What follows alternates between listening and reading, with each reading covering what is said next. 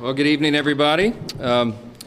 We are really grateful that tonight, in bipartisan fashion, with overwhelming majority of votes, we passed the American Relief Act of 2025. This is a very important piece of legislation. It funds the government, of course, until March of 2025. That was a big priority for us. This is America First legislation because it allows us to be set up to deliver for the American people. In January, we will make a sea change in Washington. President Trump will return to D.C. and to the White House, and we will have Republican control of the Senate and the House. Things are going to be very different around here. This was a necessary step to bridge the gap, to put us into that moment where we can put our fingerprints on the final decisions on spending for 2025. We also, in this bill, as you know, took care of Americans who desperately needed and deserved the assistance. We had a record hurricane season. Hurricanes Helene and Milton in particular did dramatic damage across at least 6 states. The Carolinas, Virginia, from Florida, Tennessee, all the way through. And they have been waiting for the federal government to assist. We did that tonight in this bill.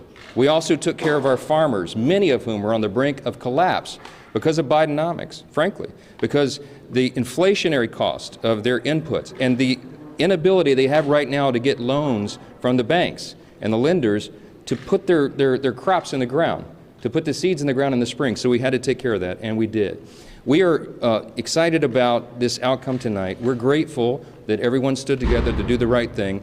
And having gotten this done now as the last order of business for the year, we are set up for a big and important new start in January. We can't wait to get to that point. We encourage swift passage in the Senate now. They need to do their job as the House just did. We will all go home. I want to wish everybody a Merry Christmas, Happy Hanukkah, Happy Holidays, and a Happy New Year, because I hope not to see you until we get back after that. I was in constant contact with President Trump throughout this process, spoke with him most recently about 45 minutes ago. He knew exactly what we were doing and why, and this is a good outcome for the country. I think he certainly is happy about this outcome as well. Elon Musk and I talked within about an hour ago, and we talked about the extraordinary challenges of this job. And I said, hey, you want to be Speaker of the House? I don't know. He said, this may be the hardest job in the world. I think it is. But we're going to get through this.